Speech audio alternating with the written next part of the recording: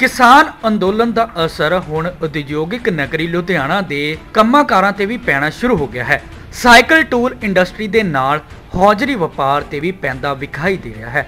Ludhiana cycle tool industry के प्रधान अवतार सिंह भोगल के अनुसार किसान अंदोलन करके इंडस्ट्री का काम खत्म होने कंढे ते है अते कई फैक्ट्रियां बंद होने कंढे ते आ गई हैं। उन्होंने कहा कि मजदूर वेले बैठे हैं अते लोहे दी कीमतां वधियां जा रही हैं। 5 तो 12,000 रुपए तक का रॉ मटीरियल महंगा हो चुका है। रॉ मटीरियल लुधियाना फैक्ट्रियां विच नहीं आ रहा, जिस करके ਉਹਨਾਂ ਨੂੰ ਆਰਡਰ ਦੇਣੇ ਮੁਸ਼ਕਿਲ ਹੋ ਰਹੇ ਹਨ ਅਤੇ ਸਟੀਲ ਦੀਆਂ ਕੀਮਤਾਂ ਵੀ ਵਧਦੀਆਂ ਜਾ ਰਹੀਆਂ ਹਨ ਅਤੇ ਜੋ ਆਰਡਰ ਪੁਰਾਣੀਆਂ ਕੀਮਤਾਂ ਤੇ ਬੁੱਕ ਹੋਏ ਹਨ ਉਹ ਪੂਰੇ ਕਰਨ 'ਚ ਉਹਨਾਂ ਨੂੰ ਬਹੁਤ ਵੱਡਾ ਨੁਕਸਾਨ ਹੋ ਰਿਹਾ ਹੈ ਅਤੇ ਇਹਨਾਂ ਸਭ ਦਾ ਕਾਰਨ ਹੈ ਕਿ ਕੇਂਦਰ ਸਰਕਾਰ ਵੱਲੋਂ ਨਵੇਂ ਪਾਸ ਕੀਤੇ ਖੇਤੀ ਕਾਨੂੰਨਾਂ ਨੂੰ ਰੱਦ ਨਹੀਂ ਕੀਤਾ ਜਾ ਰਿਹਾ। ਅਵਤਾਰ ਸਿੰਘ ਭੋਗਲ ਨੇ ਇਹ ਵੀ ਕਿਹਾ ਕਿ ਲੁਧਿਆਣਾ ਦੀ ਇੰਡਸਟਰੀ ਬੰਦ ਹੋਣ ਕੰਢੇ ਇਸ ਕਰਕੇ ਹੈ ਕਿ ਸਰਕਾਰਾਂ ਨੂੰ ਕਿਸਾਨਾਂ ਦੀਆਂ ਮੰਗਾਂ ਮੰਨ ਲੈਣੀਆਂ ਚਾਹੀਦੀਆਂ ਹਨ, ਕਿਉਂਕਿ किसानी अंदोलन करके लोगों का वड्डा नुकसान हो रहा है। जेकर सरकार किसानां दियां मंगां मन लैंदी है तो सूबे दा अते इंडस्ट्री दा यह नुकसान नहीं होवेगा। देखो अज जो सिचुएशन चलती पई है ये हुण इन्नी देर हो गई है, साडी सरकार किसानां दा कुछ सोच नहीं रही। सरकार सोचती है भी किसान जिहड़े उत्थे बैठे आ जे असीं इन्हां नूं लटका लांगे तो हो सकता है उतों इन्हां दा जिहड़ा मोर्चा चलदा पिया ये ठंडा पै जाए, ये लोग वापस चल जाए। पर ये नहीं सोचते पे भी एक उन्हां दे उत्थे बैठण दे नाल बाकी सारी ही इंडस्ट्री, चाहे वो साइकिल पार्ट्स ने, चाहे वो हौजरी है, चाहे वो कोई मशीन टूल है, हर बंदा जिहड़ा बिजनेस करदा पिया आ उहदा अज काम रुकिया पिया, क्योंकि जिहड़ी आओ जाओ हो गई है जिद्दां ट्रांसपोर्टेशन हैगी आ। पहला रेलां किन्नी देर बंद रही, उहदे करके प्रॉब्लम आई। उस तो बाद जिहड़ा ये ट्रांसपोर्टेशन का हुण फर्क पिया आ, क्योंकि सड़कां जिहड़ियां बंद होण करके जां जिहड़े बॉर्डर उन्होंने रोके हुए आ उस करके घुम घुमा के जाना पैंदा, उहदे करके प्रॉब्लम आई है। ट्रांसपोर्टेशन करके इन्नी ज़्यादा हो गई कि साडे जिहड़े रॉ मटीरियलां दे रेट सीगे वो 5,000 तो लैके 12-13,000 तक फर्क पै गया है। ये हुण जिहड़ा इंडस्ट्रीलिस्ट जे किसी ने कोई ऑर्डर लए हुए आ वो किद्दां उन्होंने चीज़ नूं साफ कर सप्लाई करूगा, तो उहदे करके सारा ही सिस्टम रुक गया हैगा।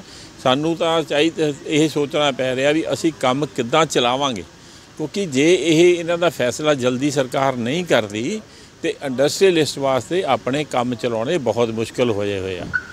ਤੇ ਰੇਟਾਂ ਦੇ ਉੱਤੇ ਕਿੰਨਾ ਕੁ ਫਰਕ ਪਿਆ ਕੱਚਾ ਮੈਂ ਦੇਖੋ ਤੁਹਾਨੂੰ ਦੱਸਿਆ ਨਾ ਵੀ 5,000 ਤੋਂ ਲੈ ਕੇ 13,000 ਤੱਕ ਅਲੱਗ-ਅਲੱਗ ਟਾਈਪ ਦੇ ਜਿਹੜੇ ਰॉ ਮਟੀਰੀਅਲ ਨੇ ਲੋਹੇ ਦੇ ਉਹਦੇ ਵਿੱਚ ਫਰਕ ਆ ਗਿਆ ਹੈ। ਹੁਣ ਜਿਹੜੇ ਬੰਦੇ ਨੇ 2 ਮਹੀਨੇ 3 ਮਹੀਨੇ ਪਹਿਲਾਂ ਆਰਡਰ ਲਿਆ ਆ ਅੱਜ ਉਹਨੂੰ ਜਦ 12,000 ਜਾਂ 13,000 ਜਾਂ 10,000 ਰੁਪਏ ਮਹਿੰਗਾ ਮਿਲ ਰਿਹਾ ਮਾਲ ਤੇ ਉਹਦੀ ਤਾਂ ਸਾਰੀ ਪ੍ਰੋਫਿਟੇਬਿਲਿਟੀ ਖਤਮ ਹੋ ਗਈ, ਉਹਨੂੰ ਤਾਂ ਪੱਲਿਓਂ ਪਾਉਣੇ ਪੈ ਰਹੇ ਆ ਪੈਸੇ। ਤੁਸੀਂ ਦੱਸੋ ਉਹ ਇੰਡਸਟਰੀਲਿਸਟ ਕਿੱਦਾਂ ਆਪਣਾ ਕੰਮ ਚਲਾ ਲੂਗਾ, ਕਿਉਂਕਿ ਇੰਡਸਟਰੀ ਦੇ ਵਿੱਚ ਅੱਜ ਸਿਚੁਏਸ਼ਨ ਇਹ ਹੋਈ ਆ।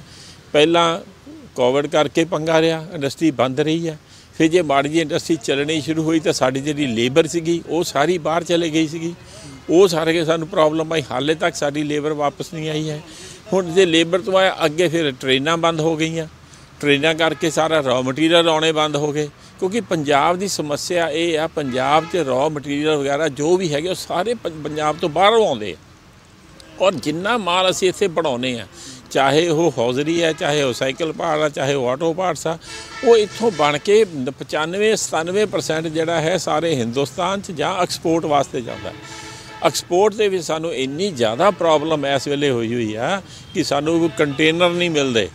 कंटेनर जे मिलते पे तो इत्थे बुकिंग नहीं सी हो रही, ट्रेनां नहीं सी जा रही, इत्थे बुकिंग ना होने करके सानू 50-50 हज़ार रुपया जिथे साडा 5,000 ते 7,000 च एक ट्रक जाके कस्टम दे विच उतरदा सी, अज वो 50,000 रुपया दे के सानू बॉम्बे गुजरात उत्थे भेजना पैंदा सी। मतलब इंडस्ट्रीलिस्ट दे विच तां अज तां मोदी साहब दा एक कहना आ भी make in India and made in India, पर make in India made in India दे बारे सरकार बिल्कुल सोचदी नहीं पई। एक नारा दे देना, नारा दे के काम करवा लेना कहता हो वो नहीं होंदा है। काम करने वास्ते असली वो चीज़ां देखणियां पैंदियां भी ये वास्ते की फॉर्मैलिटीज़ चाहिए, की सरकार नूं मुआयना करना चाहिए, देना चाहिए सर ताकि इंडस्ट्री चल सके। ਉਹ ਇੰਡਸਟਰੀ ਨੂੰ ਬਿਲਕੁਲ ਨਹੀਂ ਕੁਝ ਵੀ ਮਿਲਦਾ ਪਿਆ। ਇੰਡਸਟਰੀ ਇੰਨੀ ਜ਼ਿਆਦਾ ਪਰੇਸ਼ਾਨ ਹੈ ਵੀ ਅਸੀਂ ਕਿੱਦਾਂ ਕੰਮ ਚਲਾਈਏ, ਸਾਨੂੰ ਔਖਾ ਹੋਇਆ ਪਿਆ। ਔਰ ਸਾਡੀ ਸਰਕਾਰ ਦੇ ਦੂਸਰੇ ਪਾਸੇ ਰॉ ਮਟੀਰੀਅਲ ਜਿਹੜੇ ਸਾਡੇ ਹੈਗੇ ਆ ਉਹ ਇੰਨੇ ਜ਼ਿਆਦਾ ਐਕਸਪੋਰਟ ਹੋ ਰਹੇ ਆ।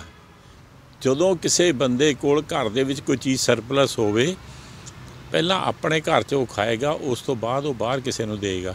ਪਰ ਸਾਡੇ ਇੱਥੇ ਉਲਟਾ ਹੋ ਰਿਹਾ ਵੀ ਆਪਣੇ ਘਰ ਦੀ ਜਿਹੜੀ ਇੰਡਸਟਰੀ ਉਹ ਭੁੱਖੀ ਬੈਠੀ ਆ ਤੇ ਸਾਡੇ ਜਿਹੜੇ ਬਣਾਉਣ ਵਾਲੇ ਰॉ ਮਟੀਰੀਅਲ ਕਰਨ ਵਾਲੇ ਉਹ ਸਾਰਾ ਐਕਸਪੋਰਟ ਕਰੀ ਜਾ ਰਹੇ। ਸਰਕਾਰ ਸੁੱਤੀ ਪਈ ਆ, ਉਹਨੂੰ ਦੇਖ ਹੀ ਨਹੀਂ ਰਹੀ ਵੀ ਇਹ ਕੀ ਹੋ ਰਿਹਾ ਹੈ। ਉੱਥੇ ਹੀ ਫੈਕਟਰੀ ਦੇ ਵਿੱਚ ਕੰਮ ਕਰਨ ਵਾਲੇ ਮਜ਼ਦੂਰਾਂ ਨਾਲ ਗੱਲਬਾਤ ਕੀਤੀ ਗਈ ਤਾਂ ਉਹਨਾਂ ਦਾ ਕਹਿਣਾ ਸੀ ਕਿ ਸਰਕਾਰ ਕਿਸਾਨੀ ਮੰਗਾਂ ਮੰਨ ਲਵੇ, ਜਿਸ ਕਰਕੇ ਆਵਾਜਾਈ ਖੁੱਲ੍ਹ ਜਾਵੇਗੀ ਅਤੇ ਸਭ ਨੂੰ ਰੋਜ਼ਗਾਰ ਮਿਲ ਸਕੇਗਾ।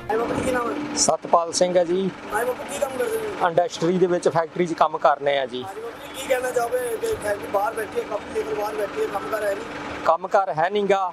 ਇਹ ਮੋਦੀ ਸਾਹਿਬ ਨੇ ਪਹਿਲੋਂ ਨੋਟਬੰਦੀ 'ਚ ਮਾਰਤਾ, ਫਿਰ ਲਾਕਡਾਊਨ 'ਚ ਮਾਰਤਾ ਜੀ। ਹੁਣ ਇਹ ਕਿਸਾਨਾਂ ਨੂੰ ਮਾਰਨ ਡਿਆ, ਨਾਲ ਲੇਬਰ ਨੂੰ, ਨਾਲ ਹਰ ਇੱਕ ਵਰਗ ਨੂੰ ਮਾਰਨ ਡਿਆ, ਸਭ ਨੂੰ ਤੰਗ ਕਰ ਰਿਹਾ ਹੈ। ਇਹਨੂੰ ਜਲਦੀ ਤੋਂ ਜਲਦੀ ਕਿਸਾਨਾਂ ਦਾ ਇਹ ਕਾਨੂੰਨ ਮੰਨਣਾ ਚਾਹੀਦਾ ਹੈ, ਉਹਨਾਂ ਦੀ ਗੱਲ ਮੰਨਣੀ ਚਾਹੀਦੀ ਹੈ ਤੇ ਸਭ ਨੂੰ ਕੰਮਕਾਰ ਮਿਲੇ, ਇੰਡਸਟਰੀਆਂ ਨੂੰ ਮਿਲੇ, ਆਵਾਜਾਈ ਖੁੱਲ੍ਹ ਜਾਏ ਤੇ ਸਭ ਨੂੰ ਕੰਮਕਾਰ ਮਿਲੇ। ਜਿੱਦਾਂ ਦੇਖਿਆ ਹੈ ਘਰ ਦਾ ਗੁਜ਼ਾਰਾ ਕਿੱਦਾਂ ਚੱਲਦਾ, ਜਿੱਦਾਂ ਇੰਡਸਟਰੀ ਦੇ ਵਿੱਚ ਕਾਰੋਬਾਰ ਦੇ ਵਿੱਚ ਕਾਫੀ ਲੋਕਾਂ ਨੂੰ ਜਿੱਦਾਂ ਇਹ ਲੇਬਰ ਘਟਾ ਦਿੱਤੀ ਗਈ ਹੋਈ ਹੈ। ਹਾਂਜੀ, ਕੰਮਕਾਰ ਕਿੱਦਾਂ, ਘਰ ਦੇ ਖਰਚੇ ਕਿੱਦਾਂ ਚੱਲ ਰਹੇ ਆ? ਬਹੁਤ ਔਖੇ ਚੱਲਦੇ ਆ, ਬਹੁਤ ਮੁਸ਼ਕਲ ਚੱਲ ਰਹੇ ਆ।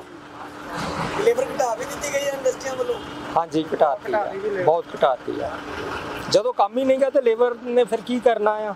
ਉੱਥੇ ਹੀ ਕਿਸਾਨ ਅੰਦੋਲਨ ਦਾ ਪ੍ਰਭਾਵ ਹੌਜ਼ਰੀ ਵਪਾਰ ਤੇ ਵੀ ਪਿਆ ਹੈ, ਕਿਉਂਕਿ ਪਹਿਲਾਂ ਰੇਲ ਗੱਡੀਆਂ ਬੰਦ ਹੋਣ ਕਾਰਨ ਦੂਜੇ ਸੂਬਿਆਂ ਤੋਂ ਵਪਾਰੀ ਨਹੀਂ ਪਹੁੰਚ ਰਹੇ ਸਨ ਤੇ ਹੁਣ ਦਿੱਲੀ ਦੇ ਬਾਰਡਰਾਂ ਤੇ ਲੱਗੇ ਧਰਨੇ ਕਾਰਨ ਖਰੀਦ ਕਰਨ ਵਪਾਰੀ ਵੀ ਨਹੀਂ ਆ ਰਹੇ ਹਨ ਅਤੇ ਹਰ ਮਟੀਰੀਅਲ ਮਹਿੰਗਾ ਹੋ ਗਿਆ ਹੈ। ਉੱਥੇ ਮੀਡੀਆ ਨਾਲ ਗੱਲਬਾਤ ਕਰਦਿਆਂ ਹੌਜ਼ਰੀ ਵਪਾਰੀ ਨੇ ਕਿਹਾ ਕਿ ਉਹਨਾਂ ਨੂੰ ਉਮੀਦ ਸੀ ਕਿ ਜੋ ਠੰਡ ਇਨ੍ਹਾਂ ਦਿਨਾਂ ਵਿੱਚ ਪੈ ਰਹੀ ਹੈ ਇਸ ਨਾਲ ਉਹਨਾਂ ਦਾ ਕਾਰੋਬਾਰ ਵਧੀਆ ਰਹੇਗਾ, ਪਰ ਕਿਸਾਨੀ ਅੰਦੋਲਨ ਕਾਰਨ ਹੌਜ਼ਰੀ ਕਾਰੋਬਾਰ 'ਚ ਮੰਦੀ ਆ ਗਈ ਹੈ ਅਤੇ ਹੌਜ਼ਰੀ ਕਾਰੋਬਾਰ ਦਾ ਕੰਮ ਜਨਵਰੀ ਮਹੀਨੇ ਤੱਕ, ਲੋਹੜੀ ਤੱਕ ਪਹਿਲਾਂ ਵਧੀਆ ਰਹਿੰਦਾ ਸੀ। ਇਹ ਸਾਰੀ ਮਾਰ ਕਿਸਾਨ ਅੰਦੋਲਨ ਕਰਕੇ ਪਈ ਹੈਗੀ ਹੈ। ਠੰਡ ਬੜੀ ਵਧੀਆ ਪੈ ਰਹੀ ਸੀ, ਸੀਜ਼ਨ ਬੜਾ ਵਧੀਆ ਲੱਗ ਰਿਹਾ ਸੀਗਾ। ਇਹ ਕਿਸਾਨ ਅੰਦੋਲਨ ਕਰਕੇ ਸਾਰਾ ਆਣਾ ਜਾਣਾ ਮਾਲ ਬੰਦ ਹੋ ਗਿਆ, ਵਪਾਰੀ ਆਣਾ ਬੰਦ ਹੋ ਗਿਆ, ਕਾਗ ਆਣਾ ਬੰਦ ਹੋ ਗਿਆ, ਇਸ ਕਰਕੇ ਮਾਰ ਪਈ ਹੌਜ਼ਰੀ ਨੂੰ।